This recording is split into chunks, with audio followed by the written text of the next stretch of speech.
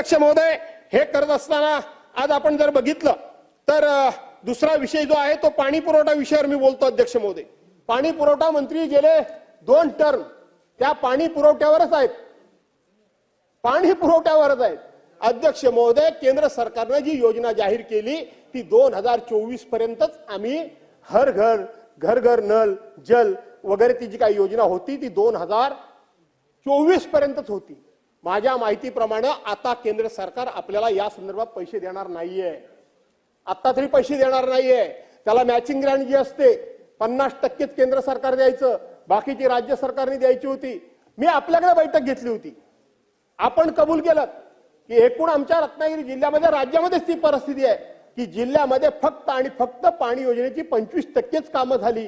आपण त्या ठिकाणी सांगितलं मी एक एजन्सी नेमतो, चौकशी करतो, चौकशी काही झाली नाही, एजन्सी काही कोण गेलं नाही आणि आता ह्या सगळ्या पाणी योजना कोलमडल्या। आता आपण 3875 कोटी रुपये त्याच्यामध्ये बजेटमध्ये तरतूद केलेली आहे, पण यांनी या पाणी योजनांचे प्रश्न काही सुटणार नाहीत।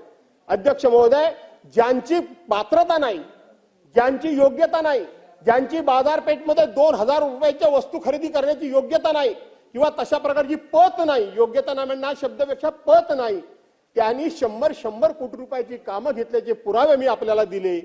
ज्यांची बाजारामध्ये 2 लाख रुपयाची 2000 रुपयाची पत नाही, ते ऍडव्हान्स मध्ये मटेरियल आणणार कसं आणि आपला ह्या योजना पूर्ण करणार कशा, ह्या अनेक वेळा मी आपल्याला सांगितलं, परंतु आपण त्याच्यावर काहीही फार लक्ष दिलं नाही।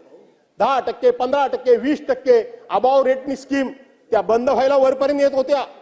त्या बंद मी व्यक्तिगत कधीही कोणाला आयुष्यामध्ये आरोप कधी केला नाही, कधीच केला नाही, कधी करतही नाही, परंतु त्या योजना मंजूर होण्याकरता वरती येत होत्या आणि काय काय घडत होतं हे आम्ही आमच्या डोळ्याने बघत होतो। परंतु त्या पाणी योजना पूर्ण व्हाव्या अशा पद्धतीचा आमचा विचार होता। त्या पाणी योजना काही पूर्ण झालेल्या नाहीत। त्या पाणी योजना आपण कशा पूर्ण करणार आहात?